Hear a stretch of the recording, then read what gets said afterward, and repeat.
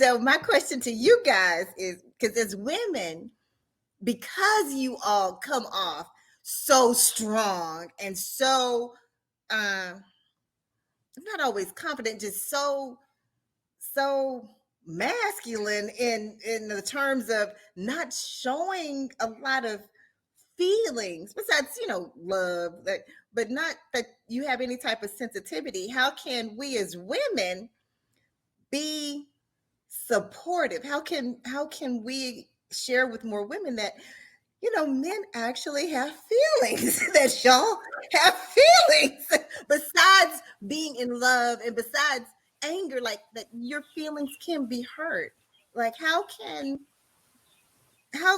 we encourage men to be more open about expressing, wow, that hurt, or I don't know how guys would say it, but how can we as women be, as friends, as wives, girlfriends, sisters, aunts, cousins, how can we be more supportive to men?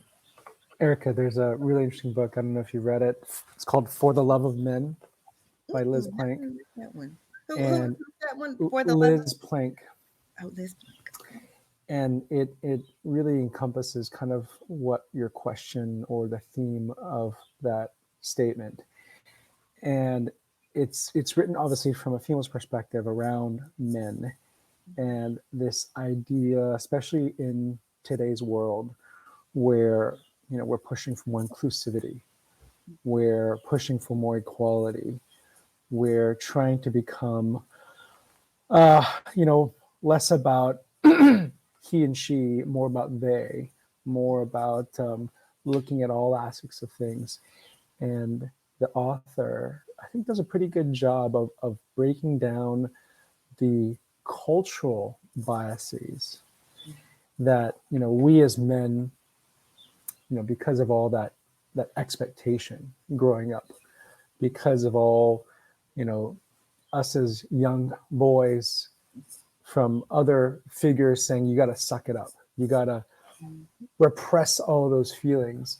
Vulnerability wasn't embraced, and then we have a culture where it's taboo and you're looked poorly upon, and then, but the flip side of this really interesting kind of thing is that without that level of the highs and the lows, without all those really challenging moments for us to really kind of break through, then it's actually acceptable that you have this dip in your life career and you make a comeback.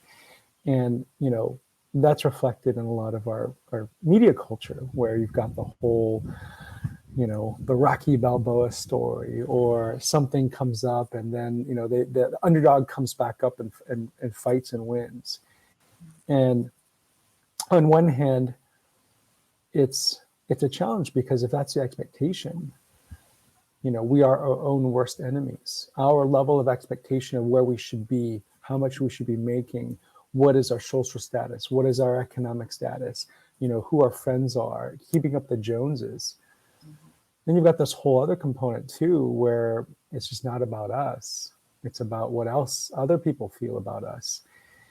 And as Mr. Black said, as long as you're okay with you and you have that level of confidence, I believe, at least in my own experience, that's the most important thing, period.